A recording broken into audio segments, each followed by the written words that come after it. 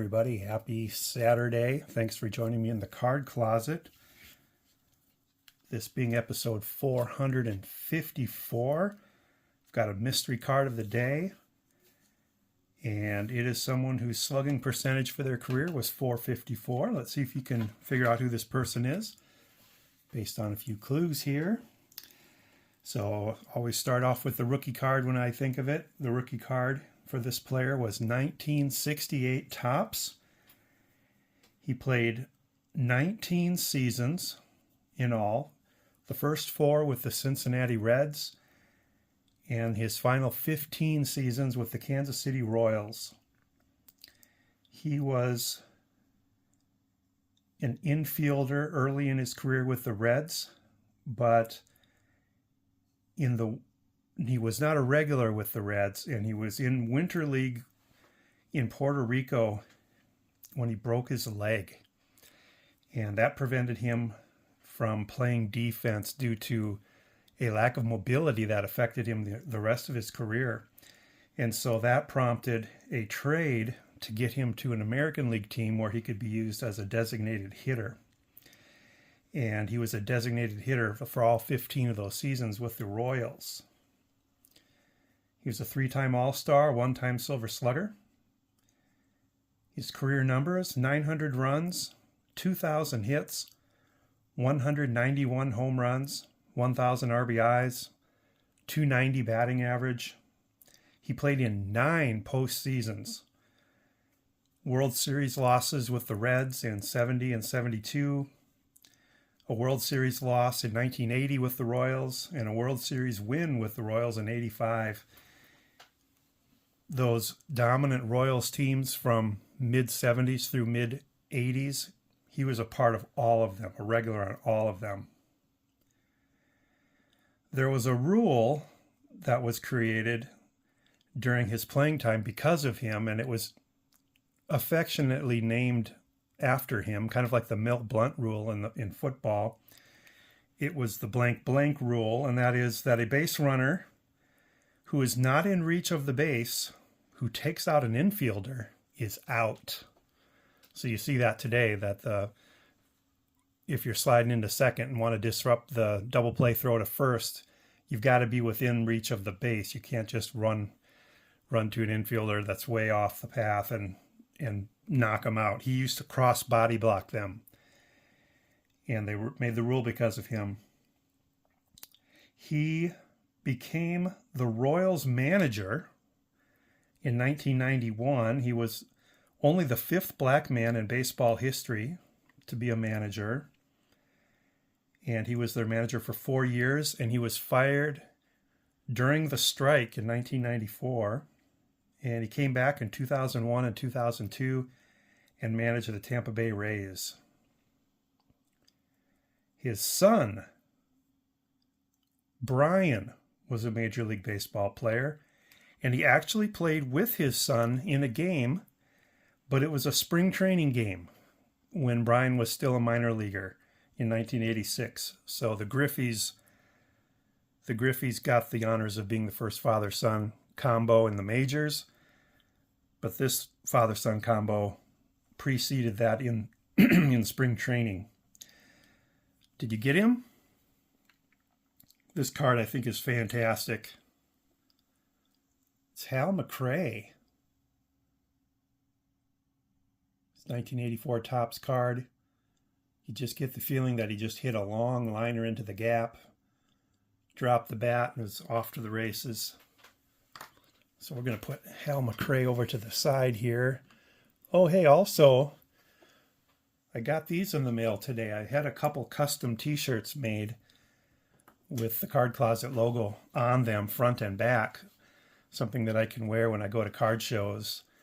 And, this is just in preparation for the Omaha show, which I believe is 3 weeks away. It's the week before the National.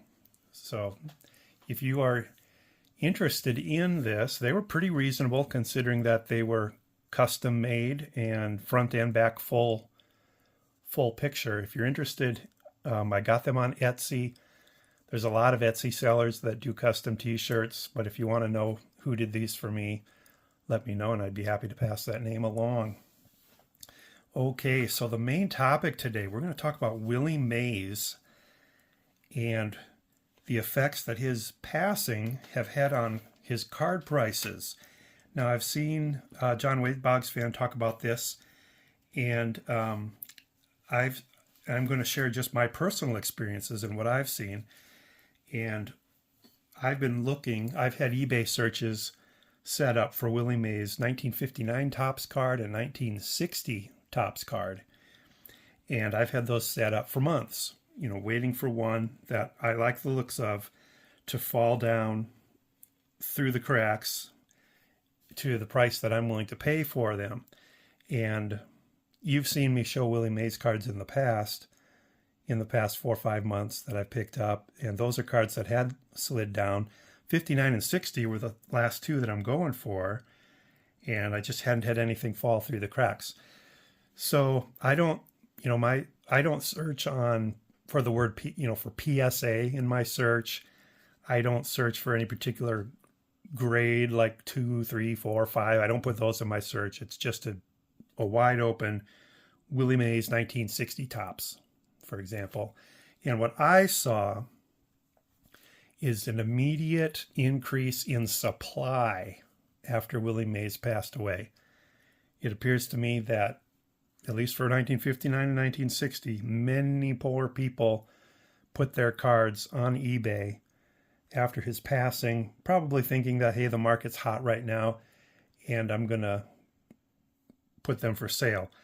Now, I'm guessing the demand went up as well, and I could prove that, I guess, by going into sold listings for those two. But I believe that, from my experience, what I've witnessed, that the supply increased more than the demand, and I actually got this card for well below what I had been hoping to get it for. I just don't think it can be a coincidence that after his passing that all of a sudden this card became affordable for me. It's a 1960. It's a beautiful card. It's really looks nice for its grade. And so that is my experience. I'm also seeing the same thing for 1959. In fact, with 1959, there are so many of them that have fallen down into my range that it's just a matter now of finding the best one. Tons of 1959s for sale right now on eBay. So, let me know your experiences. If you're trying to get Willie Mays cards right now, I'd be interested to hear what you're seeing. It is, like I said, my search is narrow, and maybe if you're a PSA slab collector and looking for 4s or 5s or 6s or whatever, maybe it's different. Maybe the demand is exceeding the supply in PSA or in higher grade cards. So would be curious to know your thoughts on that and what you're seeing. All right, a few other things to show here. I've won a couple contests on RJ Collects Sets channel. He has a trivia of the day, Monday, Wednesdays, and Fridays. And you have to email him your answer, but you don't even have to be correct to get entered. And I'm usually not correct. So the last one, these just arrived today as well. Or no, yesterday. He was giving away Topps gallery cards of some Hall of Famers as his prize. And one was Ed Rausch and one is Mike Schmidt. And Mike Schmidt is, of course, RJ's favorite player of all time. So very cool Topps gallery cards. Glad to get those. And then the time before, I won probably a couple weeks before. And on the top loader, it says, Eric, congrats on your win. Thank you for all your support. Enjoy the card, RJ. Threw in an extra card. Enjoy. So when I saw the card, it was behind the sticker, and I thought, oh, it's one of those Topps Archives reprint cards. Just today now, when I slid it out to look at it for this video, it's a 1967 legit Topps Ernie Banks card. That is so awesome. Thank you, RJ. I do not have this card, And I'm trying to pick up 60s cards of Hall of Famers that I don't have yet. Ernie Banks, I'm very low on his cards. That's awesome. That's a legit card. And I'm kind of embarrassed that I didn't notice until today that you had done that big extra favor for me. So thank you very much. This was the card that was the prize. It's this cartoon card of Bryce Harper. Kind of looks like those plastic gum wrapper cards from the was it mid-70s. So love that. All right. Also, talking about prizes, a while back now, I won a contest that Commenting Collector held, and my prize was 2 packs of Rocky IV cards from 1985. And I had kind of wondered what would I do with them when I got them, because Robert obviously had kept them unopened for all these years, and so in respect to that, I'd probably just leave them in the packs. But also that's not something I usually do. I don't have a lot of unopened material. I just got to get in there and see what's in there. Well, unfortunately, the U.S. Postal Service made that decision for me. And when I received them, the envelope was inside one of those little plastic sleeves with a "We're sorry that we mangled up your mail" letters. And both packs were ripped open. There was a ton of pink sand in the bottom of the bag. So my first thought was that it must have gotten run over by a truck or run over by by a pallet or something in a warehouse somewhere and got a bunch of sand in there off of a wheel. But then I realized that's the gum. It was pulverized into a dust, both sticks of gum, and unrecognizable almost as gum other than the smell. So anyway, these were open when I got them, and let's flip through them quick. Thank you, Robert, for the win. It's been a long time now, but these Rocky packs came with a sticker. I watched this back in the day. I don't think I've seen it in years. One thing you do have to, I do remember that the height discrepancy between Sylvester Stallone and Val Kilmer, I think that's Val Kilmer, correct me if I'm wrong, but the height discrepancy is very great between these two, in that for the boxing scenes, Stallone had to stand on a platform so that they looked like they were a little bit more even in size. So you can kind of tell there too, that Stallone is standing up on something there because his knees are up higher than Val Kilmer's. I think that's Val Kilmer. Some of these probably say on the back. So must have been humiliating for Stallone to have to do that, and all the people in the room watching the filming see him doing that, standing on little boxes or platforms or whatever.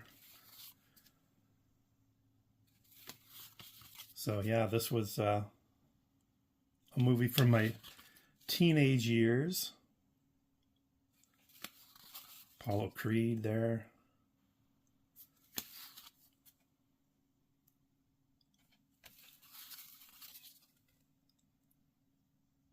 See how he looks just the same height as the Russian.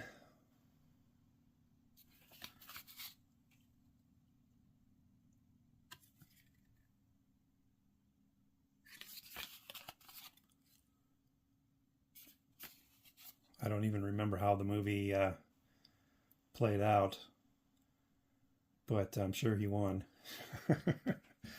So anyway, there's my addition to my collection there, Rocky IV cards. So hey, thanks everybody for watching. I hope you're having a great weekend. We'll talk to you again soon. Take care. Bye now.